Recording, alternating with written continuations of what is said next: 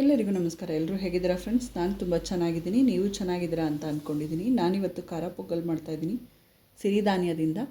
ನೋಡಿ, ನಾನಿಲ್ಲಿ ಸಾಮೆ ಅಕ್ಕಿ ತೊಗೊಂಡಿದ್ದೀನಿ. ಇದನ್ನು 1 ಅವರ್ ಮುಂಚೆನೇ ನೆನೆಸಿಟ್ಕೊಂಡಿದ್ದೀನಿ ತೊಳೆದು ನೀಟಾಗಿ. ಈಗ ಮಾಡೋದು ಹೇಗೆ ಅಂತ ನೋಡೋಣ.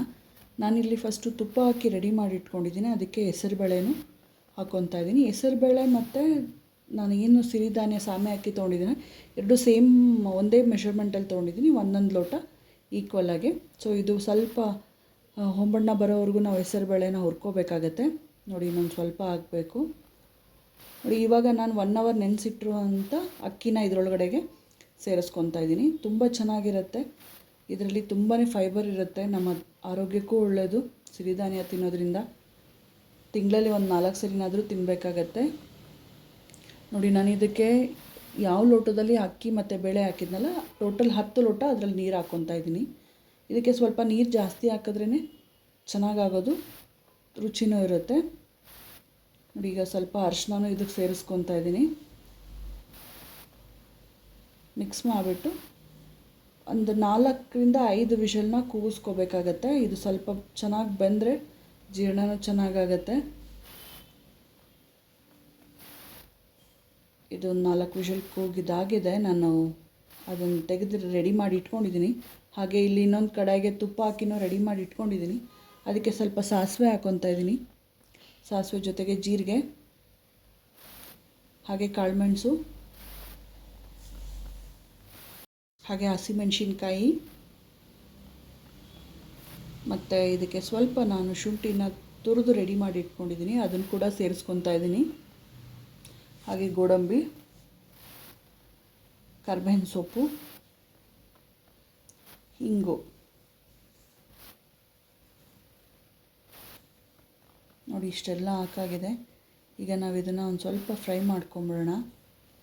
ಇದನ್ನೆಲ್ಲ ಹಾಕೋಬೇಕಾದ್ರೆ ಸ್ವಲ್ಪ ಉರಿ ಕಡಿಮೆನೇ ಇರಲಿ. ಇದನ್ನೆಲ್ಲ ಒಂದ್ಸರಿ ಮಿಕ್ಸ್ ಮಾಡಿದ್ಮೇಲೆ ನೋಡಿ, ಇದು ಮಿಕ್ಸ್ ಆಗಿದೆ. ಇನ್ನೊಂದು ವಿಶೇಷತೆ ಏನಂದರೆ, ನಾನು ಇದಕ್ಕೆ ತೆಂಗಿನಕಾಯಿ ತುರಿನ ಹಾಕೋದಿಲ್ಲ. ಅದ್ರ ಬದಲಾಗಿ ನಾನು ಇದಕ್ಕೆ ಕೊಬ್ಬರಿನ ಯೂಸ್ ಮಾಡ್ಕೊತೀನಿ. ತುಂಬ ಚೆನ್ನಾಗಿರುತ್ತೆ. ನಾನು ನೋಡಿ, ಇದು 1 ಬಟ್ಲು ಕೊಬ್ಬರಿನೇ ಹಾಕ್ಕೊಂಡಿದ್ದೀನಿ ನಾನು. ಇದನ್ನೊಂದು ಸ್ವಲ್ಪ ಫ್ರೈ ಮಾಡ್ಕೊಳ್ಳೋಣ. ಈ ರೀತಿ ಒಂದ್ಸರಿ ನೀವು ಮನೇಲಿ ಟ್ರೈ ಮಾಡಿ. ತುಂಬ ಡಿಫ್ರೆಂಟಾಗಿರುತ್ತೆ, ತುಂಬಾ ಚೆನ್ನಾಗಿರುತ್ತೆ. ಇಷ್ಟಪಡಲ್ಲ ಅನ್ನೋರು ಕೂಡ ಇಷ್ಟಪಟ್ಟು ತಿಂತಾರೆ. ಸಿರಿಧಾನ್ಯದಲ್ಲಿ ಮಾಡಿದ್ದಾರೆ ಅನ್ನೋದು ಒಂದು ಸ್ವಲ್ಪನೂ ಗೊತ್ತಾಗೋದಿಲ್ಲ, ಅಷ್ಟು ಚೆನ್ನಾಗಿರುತ್ತೆ. ನೋಡಿ, ಇದು ಫ್ರೈ ಆಗಿರೋದಾಗಿದೆ.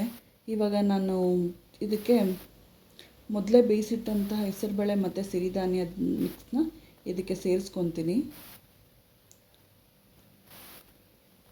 ನೋಡಿ, ಇದ್ರ ಜೊತೆಗೆ ಉಪ್ಪು ಕೂಡ ಸೇರಿಸ್ಕೊತೀನಿ. ನಾನು ಉಪ್ಪು ಎಲ್ಲೂ ಹಾಕಿಲ್ಲ, ಇವಾಗಲೇ ಸೇರಿಸ್ಕೊತಾ ಇರೋದು. ಉಪ್ಪು ಕೂಡ ಸೇರಿಸ್ಕೊಂಡು ಒಂದು ಮಿಕ್ಸ್ ಮಾಡಿಬಿಡೋಣ. ನೀರು ಕಟ್ಟು ಪ್ರಮಾಣದಲ್ಲಿ ಹಾಕಿದ್ರೆ ಮತ್ತೆ ನೀರು ಹಾಕೋಷ್ಟು ಇರೋದಿಲ್ಲ. ಒಗ್ಗರಣೆ ಹಾಕಿ ಒಂದು 2 ನಿಮಿಷಕ್ಕೆ ನಾವು ಸ್ಟೌವನ್ನು ಆಫ್ ಮಾಡ್ಕೋಬೋದು. ನೀರು ಹಾಕಿದ್ರೆ ಮತ್ತೆ ಒಂದು 5-10 ನಿಮಿಷ ಬೇಯಿಸ್ಕೋಬೇಕಾಗತ್ತೆ. ಇಲ್ಲ, ನೀರಿನೇನು ಮಿಕ್ಸ್ ಮಾಡೋಷ್ಟಿಲ್ಲ, ಸರಿಯಾದ ಪ್ರಮಾಣದಲ್ಲಿದೆ. ಹಾಗಾಗಿ ನೋಡಿ, ಇಷ್ಟು ಮಿಕ್ಸ್ ಮಾಡಿಕೊಂಡ್ರೆ ಸಾಕಾಗತ್ತೆ. ಇವಾಗ ಇದರಲ್ಲಿ ನಾನೊಂದು ಸೀಕ್ರೆಟ್ ಆಗಿರೋ ಇಂಗ್ರೀಡಿಯೆಂಟ್ಸ್ನ ಹಾಕ್ಕೊತೀನಿ. ನೋಡಿ, ಇದೆಲ್ಲ ಮಿಕ್ಸ್ ಆಗಿದೆ. ನನಗೆ ಸಾಕು ಇಷ್ಟ ಆದರೆ. ಮತ್ತು ನಾನೇನು ಅದಕ್ಕೆ ಕುದಿಯೋಷ್ಟು ಇಟ್ಕೊಳ್ಳೋಷ್ಟು ಏನು ಇರೋದಿಲ್ಲ. ನೋಡಿ, ಇವಾಗ ನಾನು ಇದಕ್ಕೆ 1 ಲೋಟದಷ್ಟು ಹಾಲು, ಕಾಯಿಸಿರೋವಂಥ ಹಾಲನ್ನ ಇದಕ್ಕೆ ಮಿಕ್ಸ್ ಮಾಡ್ಕೊತೀನಿ. ಇದೇ ಒಂದು ಸೀಕ್ರೆಟು ನಾವು ಮಾಡೋದ್ರಲ್ಲಿ. ತುಂಬ ರುಚಿಯಾಗಿರುತ್ತೆ ಮತ್ತು ಅಷ್ಟೇ ಡಿಫ್ರೆಂಟಾಗಿರೋಂತಹ ಒಂದು ಸ್ವಾದನೂ ಸಿಗುತ್ತೆ.